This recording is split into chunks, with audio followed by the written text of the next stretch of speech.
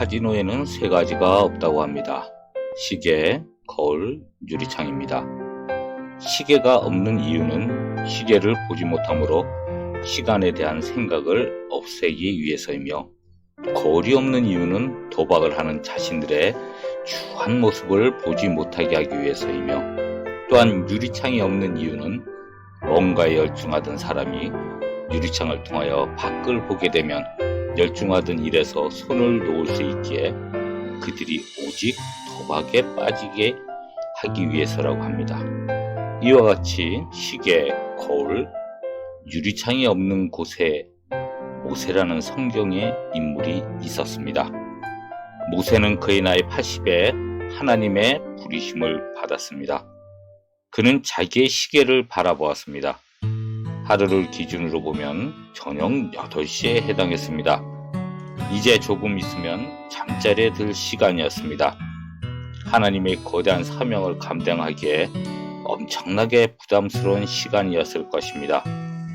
하나님은 모세가 가지고 있는 그 세상의 시계를 바라보지 않으셨습니다. 그 시계를 없애버렸습니다. 모세는 하나님이 주신 사명을 받았을 때 출애굽기 3장에서 이런 이야기를 꺼냅니다. 내가 누구간데 저는 말이 어눌합니다. 주여 보낼 만한 자를 보내소서라면서 자기의 거울을 가지고 있었습니다. 그러나 하나님은 스스로 있는 자가 너를 보냈다고 하라. 누가 사람의 말을 지었느뇨? 나 여호와가 아니뇨? 내가 너와 함께 하겠다 라고 말씀하시면서 말씀으로 모세의 거울을 없애버리셨습니다.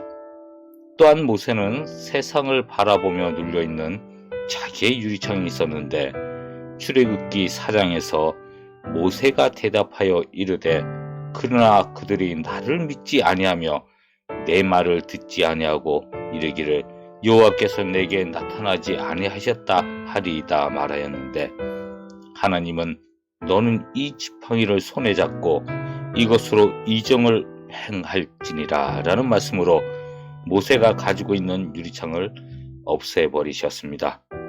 많은 성경의 믿음의 사람들이 시계가 없는 곳, 거울이 없는 곳, 유리창이 없는 곳에 있었습니다.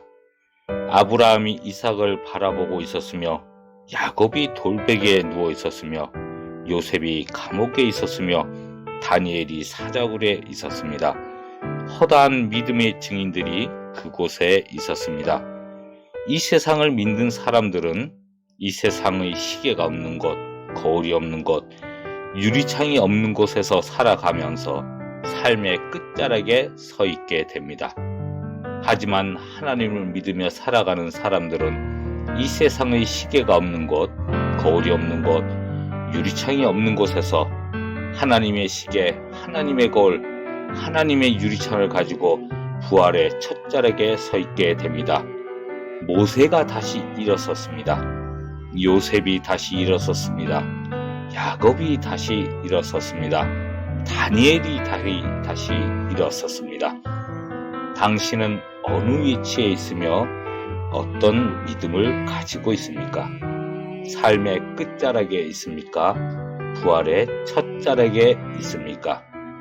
당신이 세상의 믿음을 가지고 있다가 좌절하고 죄 가운데 있을 수 있습니다. 또한 당신이 하나님을 믿다가 낙심하고 핍박받고 연단 가운데 있을 수 있습니다. 늦었다고 생각하지 마십시오. 좌절하거나 포기하지 마십시오. 주눅이 들거나 무릎 꿇지 마십시오. 당신이 세상 속에 있었던 사람이든지 하나님의 사람이든지 어느 곳에 속해 있었던지 간에 하나님을 바라보고 그 믿음의 위치에 서십시오. 귀를 기울여 보십시오. 하나님께서 하나님의 시계 소리를 들려주실 것입니다. 눈을 들어 하나님의 거울을 바라보십시오. 하나님의 기뻐하는 모습을 보여주실 것입니다. 손을 내밀어 하나님의 유리창을 열어보십시오. 하나님이 주시는 축복의 열매들을 만져볼 수 있게 해주실 것입니다. 요한복음 16장 6장 33절에서 예수님은 이렇게 말씀하시고 있습니다. 이것을 너희에게 이르는 것은 너희로 내 안에서 평안을 누리게 하려 함이라. 세상에서는 너희가 환난을 당하라. 담대하라. 내가 세상을 이기었노라 말씀하시고 계십니다. 다시 한번 말합니다. 예수님께서 세상을 이기었노라고 말씀하십니다. 예수님이 세상을 이기셨기에 그분을 믿는 당신도 세상을 이겼습니다. 그 위치에서 그 믿음으로 서십시오.